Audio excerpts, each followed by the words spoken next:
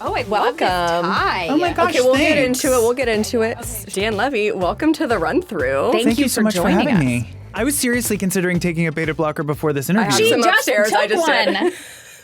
I was I've been like taking them feeling for years. anxious. I I'm haven't very done anxious. things like this for a long time. You're with an Oh, anxious gosh. crew. Yeah. So. Great. We can just channel just that. We'll vibe hopefully out, just frenetic, neutralize yeah. each other. No, it'll be great. Yeah, I would have taken one if I had never but I've never taken one, and I didn't want to be like really zonked for this. The But first time I doesn't ever zonk took you. a beta blocker was like an hour and a half before hosting the Emmys. Stop. you're Wait. so brave. What Hosting made you the interview. decide that was the right time? Desperation. I think I was so nervous that I thought, well, it'll make for a great story if I just zonk out. Totally. And I think the nerves were actually stabilized by the beta blocker to Okay. the point where I still felt incredibly nervous the whole time. Yeah. How could you not? Yeah, but also you didn't seem like you were not James Franco with Anne Hathaway when he was like really out of it. Short-circuiting? Yeah. No. Fortunately, it was like it worked itself out. I was very happy with how it all turned out. But like, you know, I spun the wheel Yeah. of fortune a little bit. And it worked out. Yeah, you're here to tell the tale. I'm still here. That's crazy. Someone wants to talk to me, so that's good. We definitely do. You do. I'm so excited. happy to be here. Can you tell us a little bit about what you're wearing today? Just to kick things off. This is fabulous. I am wearing a Celine. We love Michael Ryder. Ryder, Celine, represent your old friends. I've known Yeah. Michael for like 20 years. Oh my God. And this is like a big moment for him, and I couldn't be Yeah. happier. How did y'all meet?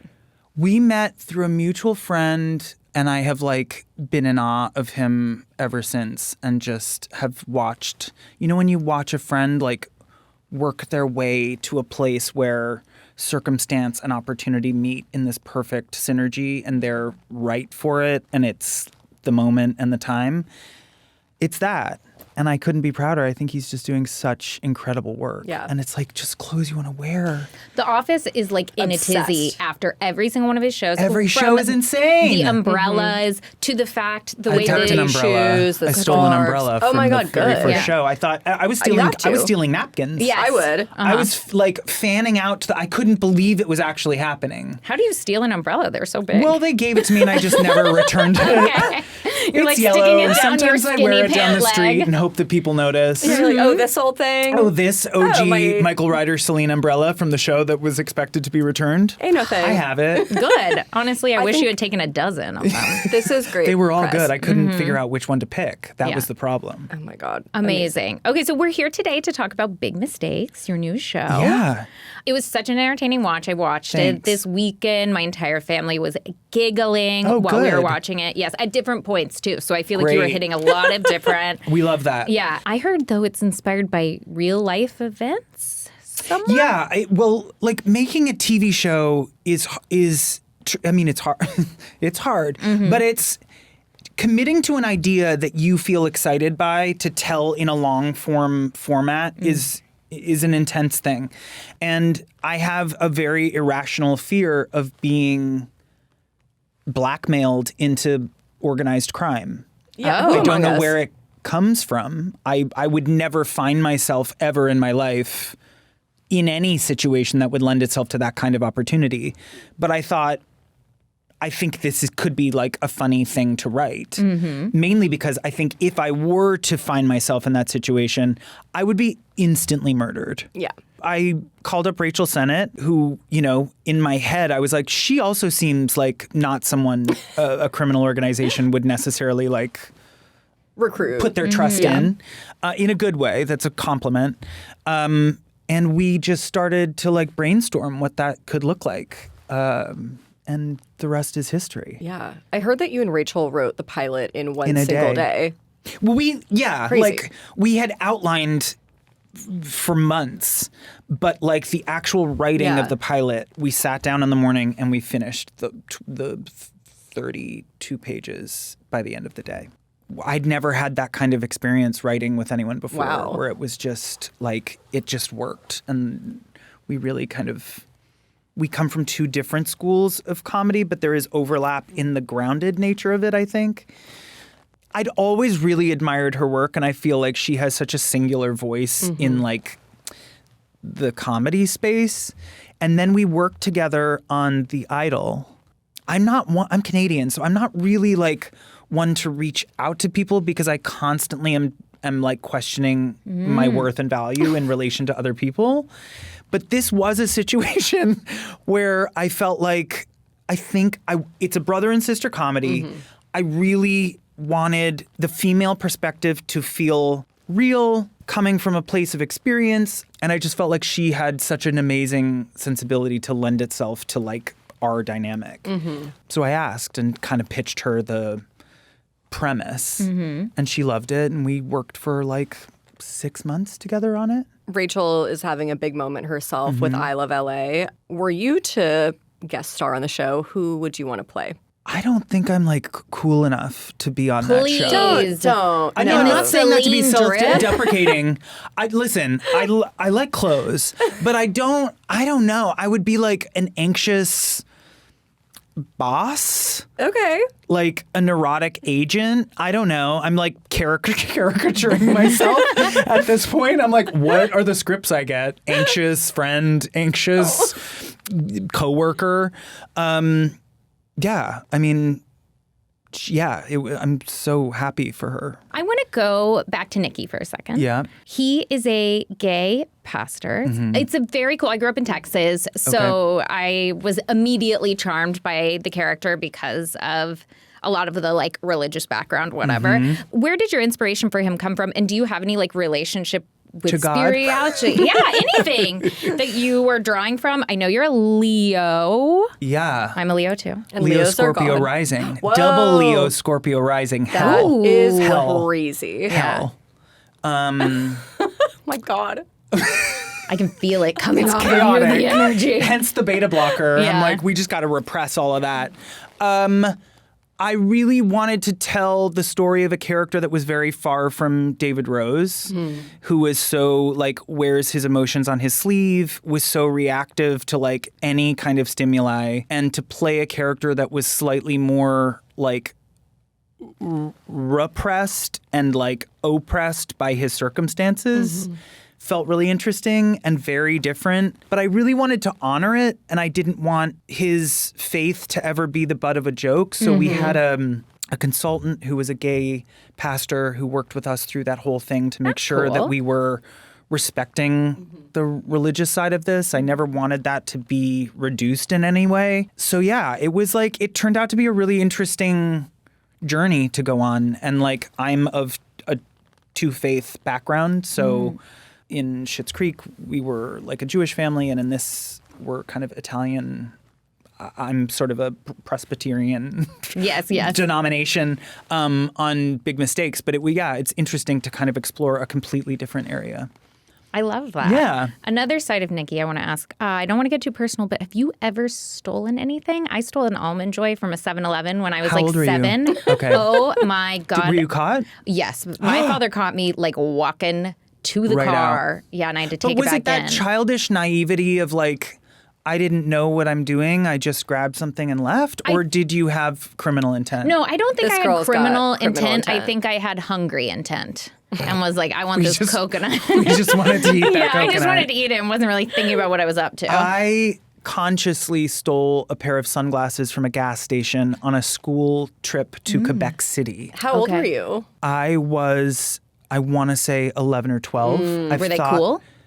They were sort of a very cheap spin on an Oakley. Totally. And I've thought about that crime every day since. Well, that's the blackmail that you're concerned about. Yeah, I'm yeah. It's sure. the emotional It's the I'm glad you're weight getting it off your of- chest. Yeah, and you know what? I'm sorry. And if I ever go back to Quebec City, I will drop off $7.99 Have to you? the. Well, inflation, I'm sure, is That's quite right. steep. It's $49.99 Yeah, at sorry. this point. Yeah. So, you know, kind of in the same vein of spirituality, I saw online that you are into tarot cards, or you get your tarot read sometimes. Why are you laughing? No. I know. Okay. Yes.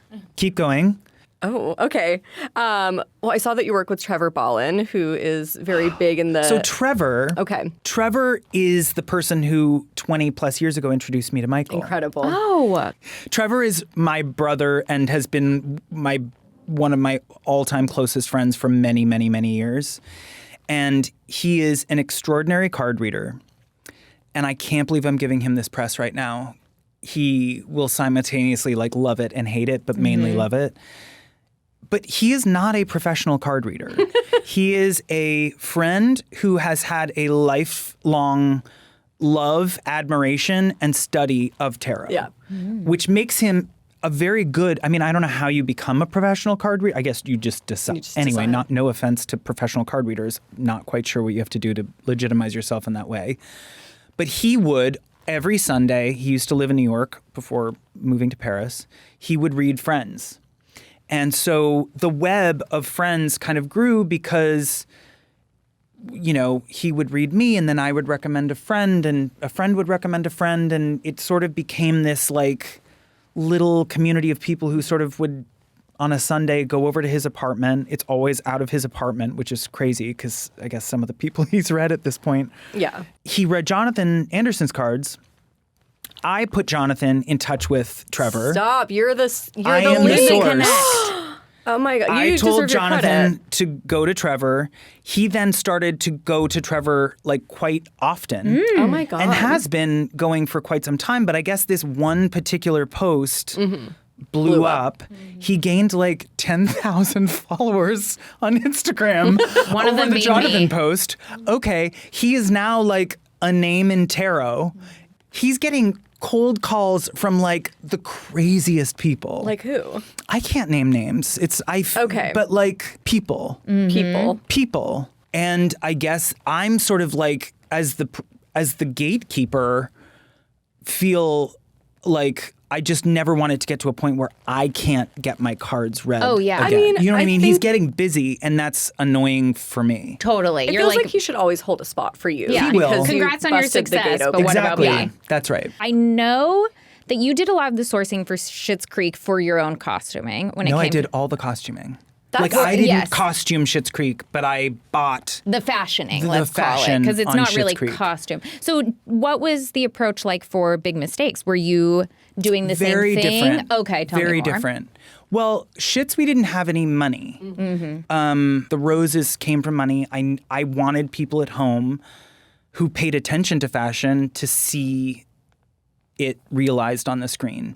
So over the course of a season, I would be shopping all year round, consignment, like secondhand, eBay, Ukes, Wow. early days of Ukes when you Deep could find cuts. like archival stuff on there Yeah. for relatively cheap. Vestiaire, Real. I found like unbelievable grails on all of those sites. But I remember at the time, I was just more involved ultimately. And I remember there's a scene in Schitt's Creek where I'm in a field with a pitchfork. I love that. And I'm in a scene. helmet lang, horsehair mohawked, cashmere hooded sweatshirt. And I had it in my mind long before because there was some editorial in some maybe like early days of ID or The Face or something.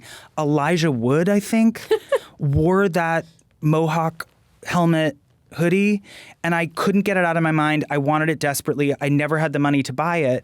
So when we had a little bit of budget for Schitt's, I was like, oh, that hooded sweatshirt would be really good for this particular scene. Anyway, I ended up finding it. And Where is it now? I own it. Oh, good. I'm Thank glad. God. We had to sell a lot of the costumes for the show because we had to Keep replenish the replenishing. budget. Yeah. But that was fun. And like in this, it was very different because we didn't have to source designer clothing. And he's a man of the cloth, wearing normal cloth. And Courtney Wheeler, who's our incredible costume designer on this, came from The Bear, and I loved all the work that she was doing on The Bear, like really Yeah. personalized, grounded, but singular and interesting choices that were made. But it was all about like New Jersey normcore, and my approach to costuming is always like, I would love, there's no bigger compliment than having someone dress as you for Halloween. Okay. yeah. Love. And we were very lucky in the Schitt's world where like every character had such a distinct aesthetic that it lent itself very sort of easily to the Halloween culture. So this one was a little bit different, but I still in the back of my mind was like, I use Halloween as like a North Star in the Yeah. sense that you do want an audience to come to recognize these characters aesthetic along with who they are as people. So in working with Courtney on the show, it was like, what are the little swerves we could give everybody to make their aesthetic, which is very normal, feel distinct in some way? So with my character, we played with like oversized belts. So I always kind of had these like derpy pants and like with like a really big belt that like hangs off the side, and like I did notice that, and I was like, that's funny. Yeah, and like that's how what he clearly likes it. Like my character loves a little like flappy belt thing. And like a billowy sort of blousey cotton shirt. I don't know what he was thinking about, but there is like a JFK Jr.-ish vibe, even though he himself has no personal style whatsoever. But in that sense, he does. So it was like twisting the normcore world into something that felt a little more singular, if that made any sense. Yeah. Speaking of fashion, though, we like to ask everyone, what's your first like real formative fashion memory? I believe that my love of fashion it stems from not being allowed to wear it as a kid. Love my parents. They were very supportive.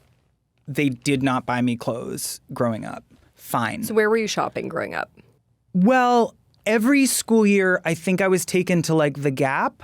Totally. And Club Monaco. Yes. Club Monaco. Club Monaco is like so mature. Club Monaco. You're like a 7-year-old. First of all, I believe Club Monaco started in Canada. Okay. I believe it was originally a Canadian company. I could be wrong, but got her at least within Canada, that's the lore. Okay. And it was fashion. Okay. Club Monaco was in Canada.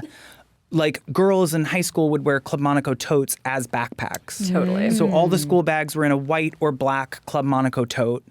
I, of course, was taken into these places, like reaching for sweaters with stripes on them, constantly told like no. And then we would buy like one pair of pants and one sweater. Great. Like restraint. There was a lust. Like the lust I was for Club Monaco. And I think I was too young to like explain to my family like this is how I think I can express myself. Like I'm a closeted kid.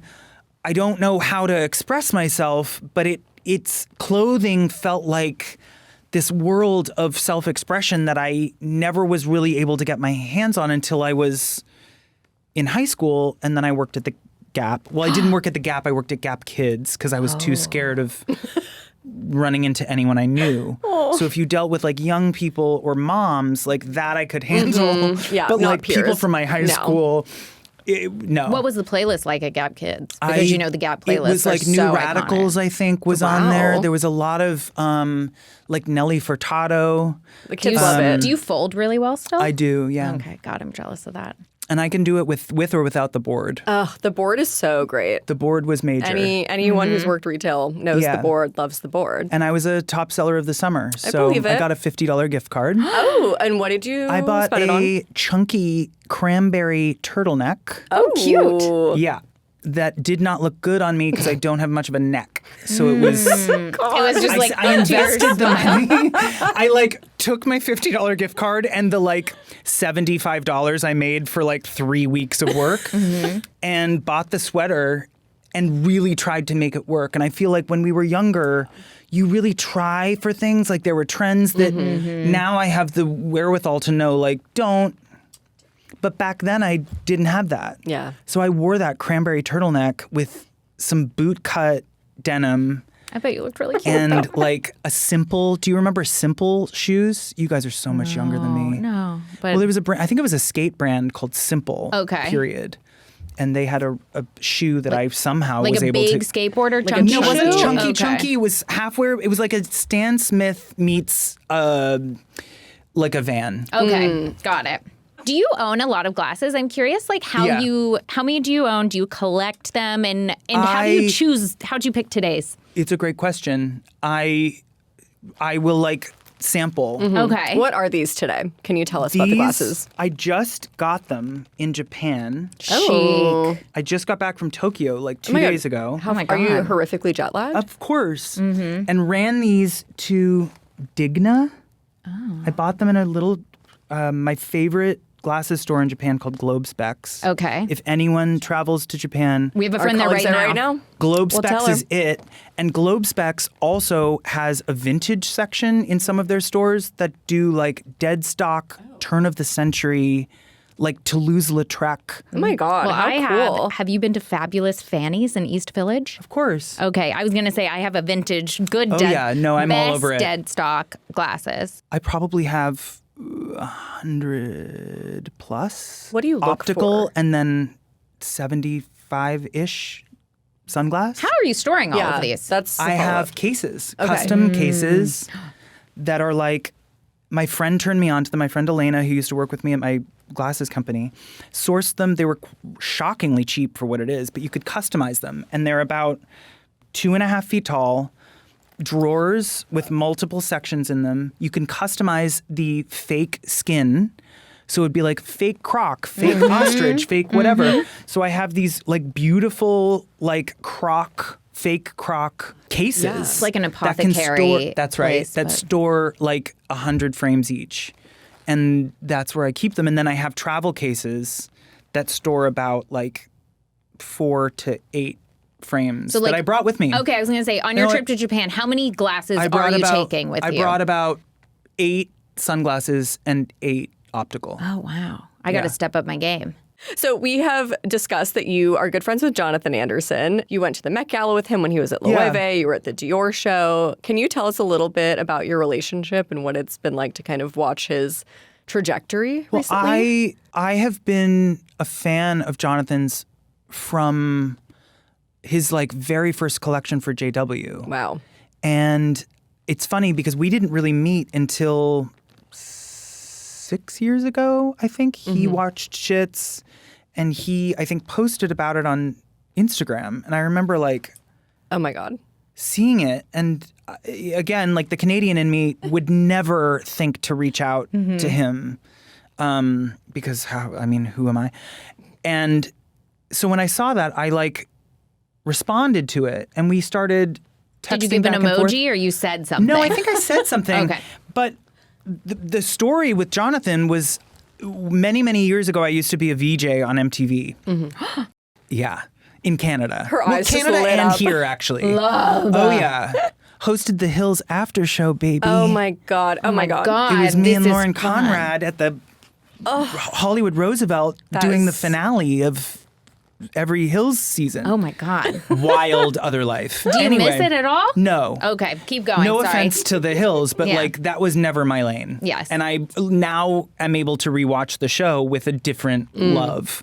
But at the time, it was never my thing, but I had a great time. Yeah. But I had come into a little tiny bit of money being on MTV, saw these shoes somehow through a blog spot or something my God. way back Wow. when of Jonathan's JW collection. And he made these like, it was like a camper boot that had studs all over it and flowers like woven into it.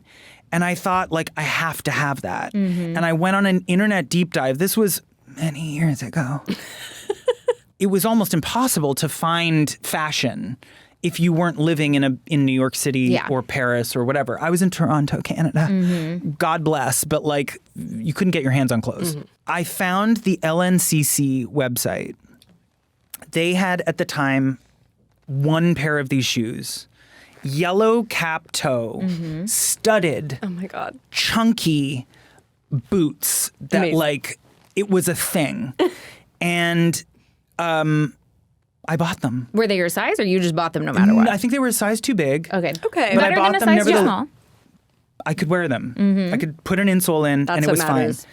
But I ended up having dinner with Jonathan. The very first time we had dinner, I told him this story of finding those shoes. And he was like, I feel like I've heard your name. I heard your name because back then people weren't buying those shoes en masse. They were like, it was a very small production order.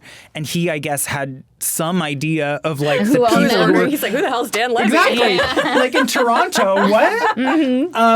The only pair in all of Canada. Exactly. And funnily enough, the only photo I have of myself in those shoes, I wore the shoes with a pair of jeans and a Phoebe Philo for Celine, gray turtleneck Oh my that God. Back Michael to the turtlenecks. had gotten for me because Michael was working under Phoebe at Celine at the Oh my time. God. I went to Paris. He brought me into the Celine atelier and hooked me up with this sweater, and I was like, this is fashion. That's fashion. It's It just is. wearing designer things. The two designer pieces I had ever bought at the time, wearing them together didn't go.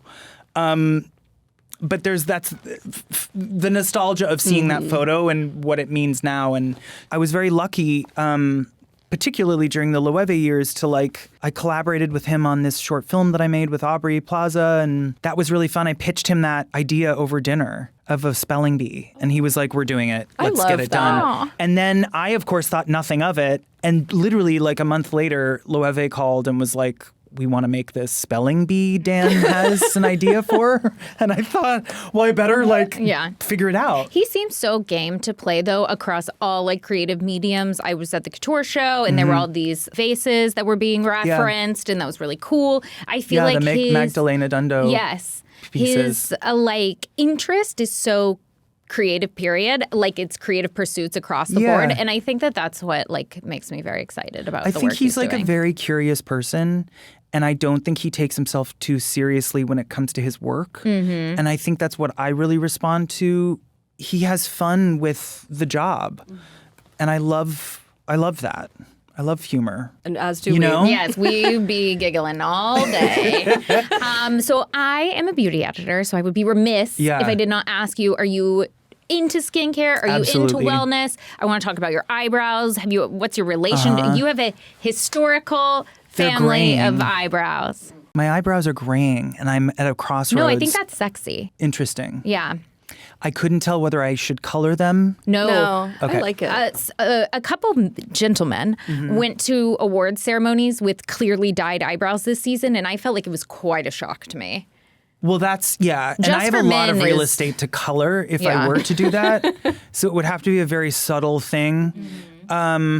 I trim my eyebrows. Oh. That's all I do. Okay. I've filled them in from time to time.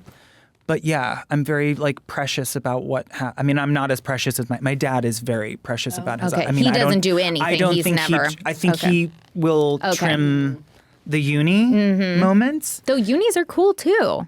I think if he and I were to let our eyebrows really run wild, it would be shocking. Okay, it's eyebrow, not I do eyebrows. think we are doing people a favor. You're also reuniting with Aubrey Plaza soon for the film Animal Friends. Mm-hmm. Have you guys worked together beyond the Loewe No, spelling I'm bee? friends. Aubrey's been a friend for a while, and funnily enough, when we shot the Loewe film, she was telling me that she was heading to Bulgaria to shoot this movie. Oh my God. And I at the time was like, have fun in Bulgaria.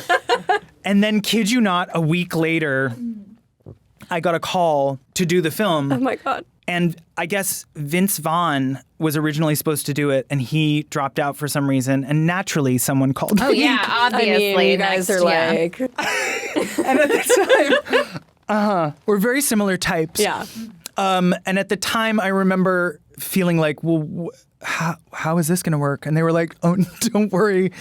Aubrey's playing Vince's part and you're playing her part. Wait, so they swapped everything? Right. So none of this has to do with someone thinking that I'm a Vince Vaughn So type. Aubrey Plaza is a Vince Vaughn, Yes. really. Aubrey is what Plaza we're is a hearing, Vince Vaughn. And you're an Aubrey Plaza. That's right.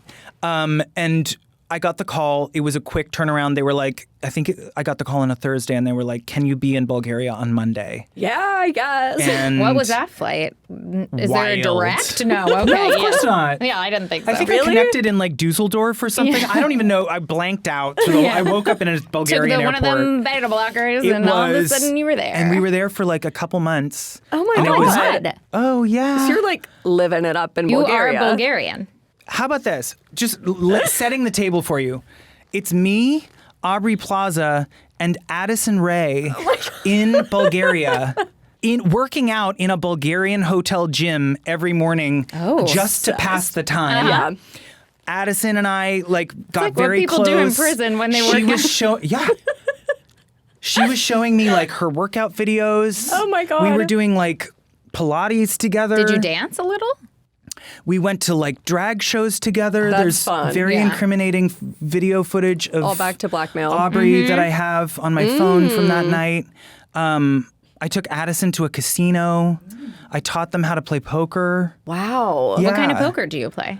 Like, I don't really like 5-card stud. Okay, yeah. I know how to play And Texas then the Hold'em. one Texas, like basic poker. Yeah. And then we went to a casino, and Addison got sat beside a professional poker player. Perfect. Oh my God. Who was this her first time at helped her casino? win $1,000 at the poker table, She is charming. and I believe it. lost, I think, $150. Like, and I lost Sitting across 1,000. the table watching Yeah. Addison play like poker with this very generous man.